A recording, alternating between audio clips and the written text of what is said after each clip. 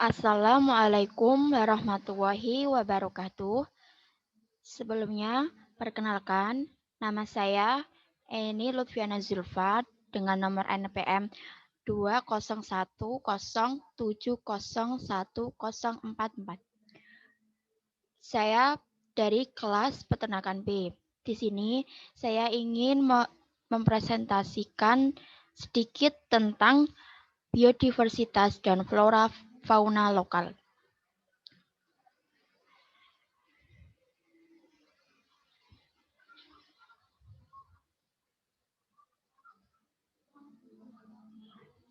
Baik, topik pembahasan pada hari ini saya ingin membahas tentang pertama jenis flora dan fauna lokal, dan yang kedua yaitu permasalahan biodiversitas, dan yang ketiga yaitu solusi permasalahan biodiversitas.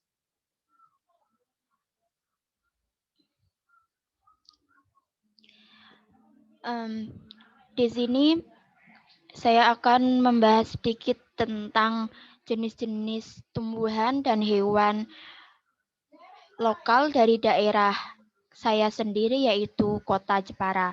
Dan yang tumbuhan pertama yaitu tumbuhan parijoto. Meski tumbuhan parijoto ini sebelumnya pernah menjadi perdebatan antara Kota Kudus dan Kota Jepara, namun saat ini tumbuhan ini sudah resmi menjadi tumbuhan khas Kota Jepara. Dari klasifikasi tumbuhan parijoto yaitu Kingdom Plantae, Phylum Trachyophyta, kelas Magnoliopsida, ordo Myrtales, famili Melastomaceae, genus Medinilae, dan spesies Medinilla species. Tumbuhan parijoto ini memiliki ciri-ciri dengan buah yang berwarna ungu dan bulat kecil-kecil seperti yang terlihat pada gambar di sini. Dan pemanfaatan tumbuhan parijoto ini yaitu sebagai obat sariawan, anti radang, dan antibakteri. Juga dapat dipercaya untuk meningkatkan kesuburan janin dan kesehatan ibu. Selanjutnya yaitu buah durian petruk. Klasifikasi Kingdom Plantae, Subkingdom Trachyophyontae, Superdivisi Spermatophyta, kelas Magnoliopsida, subkelas Dilenidae, ordo Marvales, famili Bombaceae, genus Durio, dan spesies Duriozibetinus. Jenis durian ini memiliki sedikit berbeda dengan jenis durian lain. Jenis durian petruk bentuknya sedikit lonjong dan buah durian ini merupakan jenis buah unggul asli dari desa tahunan Jepara. Durian petruk ini memiliki cita rasa khas manis dan lezat, serta mempunyai ciri bentuk buahnya yang di dalam yaitu tebal dan berwarna kuning mentega. Dan bijinya yaitu cenderung kecil. Seperti terlihat pada gambar di sini, duriannya lonjong besar ya. Dan pemanfaatan buah durian petruk yaitu selain untuk dikonsumsi, kulit buah durian petruk juga berpotensi sebagai antioksidan alami, menjaga kesehatan pencernaan, menjaga kesehatan kulit, dan meredakan stres. Dan yang ketiga yaitu ada tumbuhan sukun karimun Jawa. Klasifikasi Kingdom Plantae, divisi Trachyophyta, subdivisi Spermatophyta, kelas Magnoliopsida, ordo Rosales, famili Moraceae, genus Artocarpus, Gr. Force, dan G. Force, dan spesies Artocarpus altitis Fosberg. Sukun karimun Jawa ini juga termasuk jenis sukun yang agak berbeda dengan jenis sukun lainnya. Sukun Karimun Jawa bentuknya cenderung lonjong, dan sedikit besar. Pemanfaatan sukun Karimun Jawa sendiri yaitu untuk buah yang dijadikan oleh-oleh khas Karimun Jawa. Selanjutnya yaitu jeruk Bogor Karimun Jawa. Klasifikasi Kingdom Plantae, divisi Spermatophyta, subdivisi Angiospermae, kelas Dicotyledonnae, ordo Rutales, famili Rutaceae, genus Citrus, dan spesies Citrus spp. Jeruk Bogor Karimun Jawa ini memiliki karakteristik sedikit berbeda juga dengan tumbuhan di daerah lain. Buah jeruk yang biasanya pada bagian kulit luar tampak tidak rata, namun pada jeruk Bogor tampak tidak rata dan bergelombang pada buah dari Karimun Jawa ini. Isi jeruk umumnya berwarna orange, sementara di Karimun Jawa jeruk Bogor ini cenderung berwarna agak pucat dengan rasa manis dan kecut. Pemanfaatan jeruk Bogor Karimun Jawa yaitu sebagai oleh-oleh buah khas Karimun Jawa juga seperti sukun Karimun Jawa. Selanjutnya yaitu tumbuhan Dewadaru Karimun Jawa. Klasifikasi Kingdom Plantae, divisi Spermatophyta, subdivisi Angiospermae, kelas Dicotyledonnae, bangsa Myrtales, suku Myrtaceae, marga Eugenia, jenis Eugenia uniflora L. Pohon Dewadaru merupakan asal Karimun Jawa yang memiliki mitos mistik tentang kesaktiannya. Sempat diyakini konon legendanya berasal dari tongkat Syekh Amir Hasan atau Sunan Nyampulan Karimun Jawa, yaitu seorang putra Sunan Muria. Konon tumbuhan Dewadaru merupakan hasil dari tancapan tongkat Syekh Amir Hasan yang ditancapkan dan tumbuh menjadi pohon Dewadaru. Pohon ini merupakan jenis pohon yang langka yang tumbuhnya hanya di sekitar bukit di mana makam Sunan Nyampulan Karimun Jawa berada. Dan inilah gambar tumbuhannya, dan yang di sini yaitu gambar pada buah Dewadaru itu. Pemanfaatan tumbuhan Dewadaru Karimun Jawa yaitu digunakan sebagai kayu bagi yang percaya, salah satunya untuk obat anak yang sedang mundah atau panas awan. Juga sering digunakan sebagai antihipertensi dan pengobatan untuk gangguan pencernaan.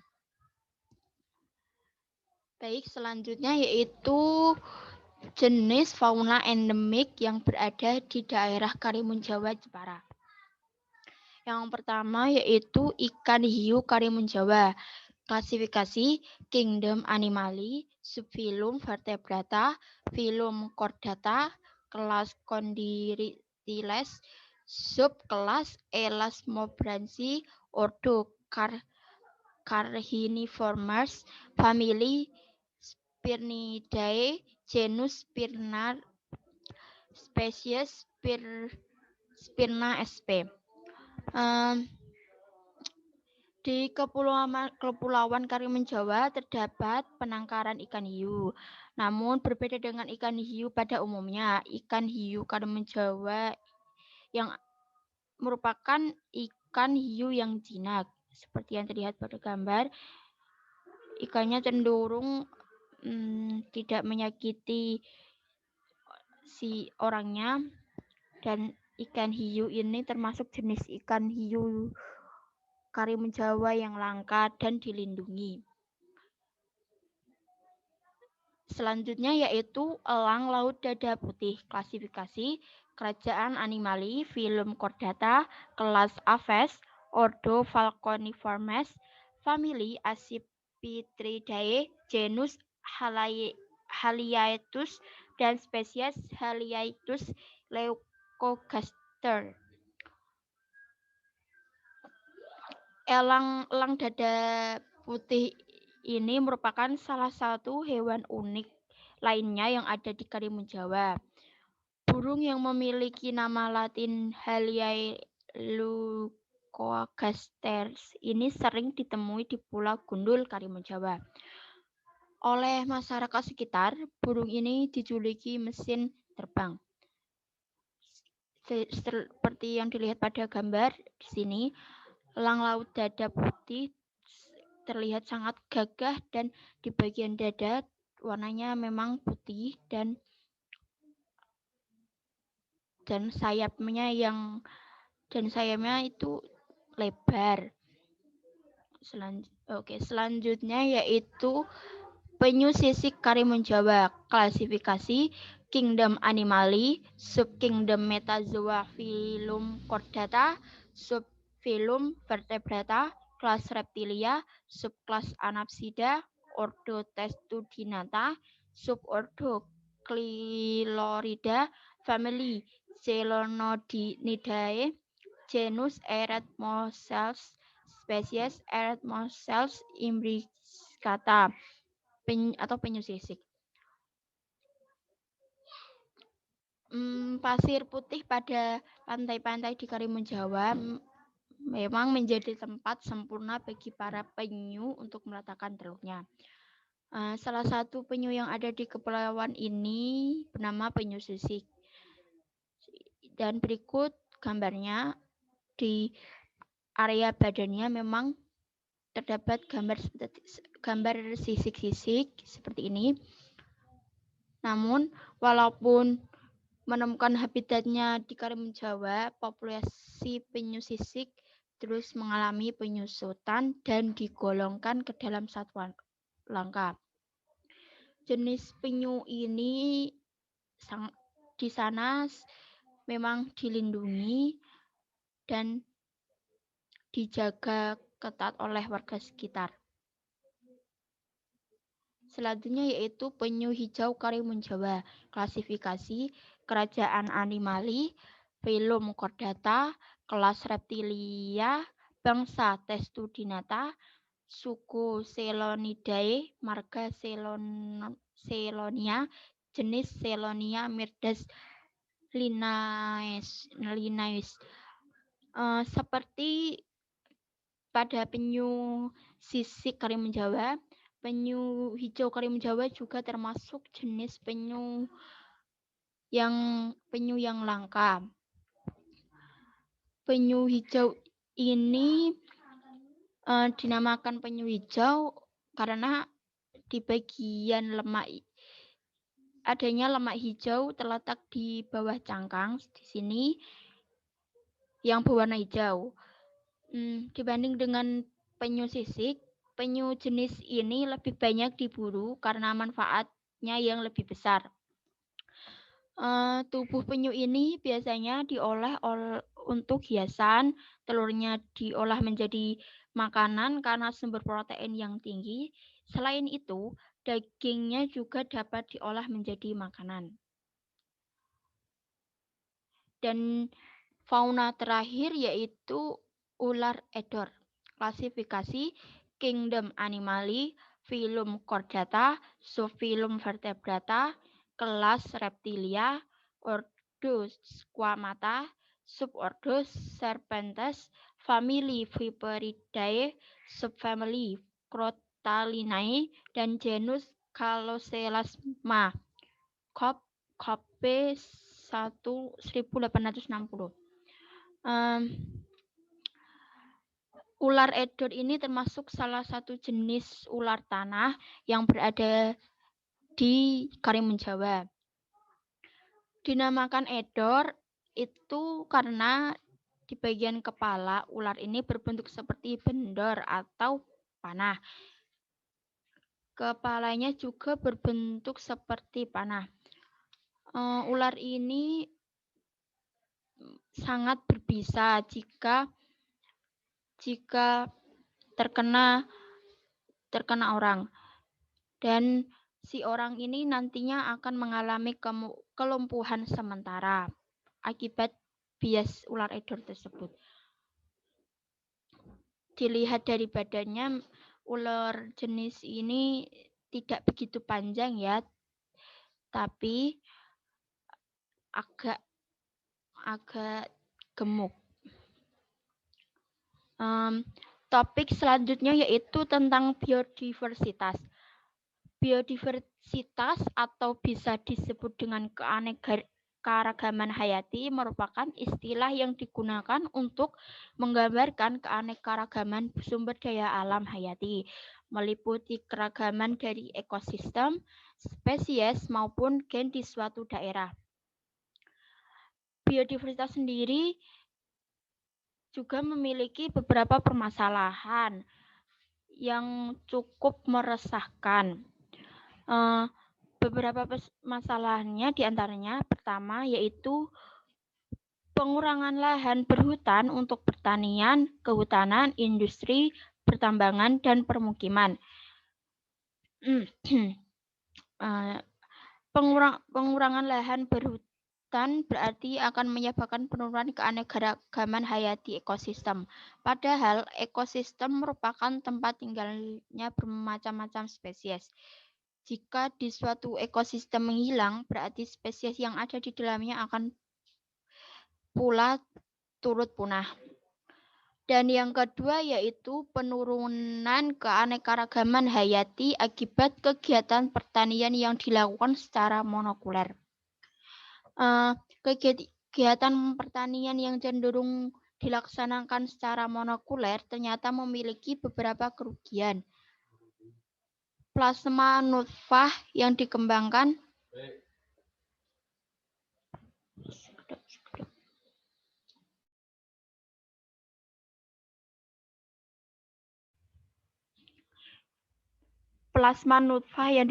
cenderung sangat sedikit, sehingga banyak yang mulai menghilang. Program intensifikasi sawah telah berhasil meningkatkan produksi padi. Namun, pada saat yang bersamaan, plasma nutfah lokal banyak yang telah punah. Di samping itu, ternyata pola penanaman yang monokuler tersebut juga sangat rentan terhadap hama penyakit. Dan yang permasalahan ketiga yaitu perburuan untuk keperluan komersial maupun non-komersial. Perburuan dan perburuan dan penebaran liar ternyata banyak pula mengurangi keanekaragaman hayati spesies, khususnya yang dilakukan secara besar-besaran.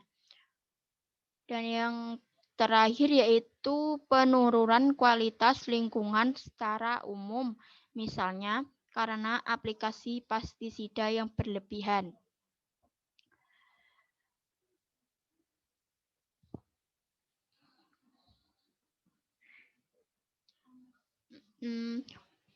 Solusi permasalahan berikut terdapat beberapa solusi permasalahan yang dapat permasalahan biodiversitas yang dapat dilakukan, yaitu dengan cara kegiatan konservasi yang dilakukan di lokasi in situ dan di luar kawasan ex situ.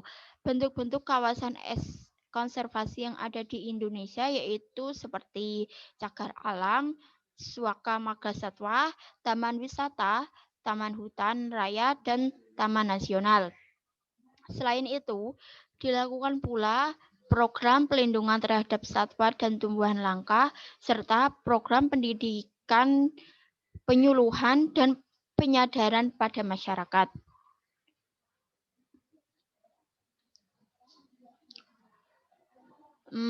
Mungkin hanya itu yang bisa saya dapat saya sampaikan. Kurang lebihnya mohon bisa dimaklumi dan saya ucapkan terima kasih. Wassalamualaikum warahmatullahi wabarakatuh.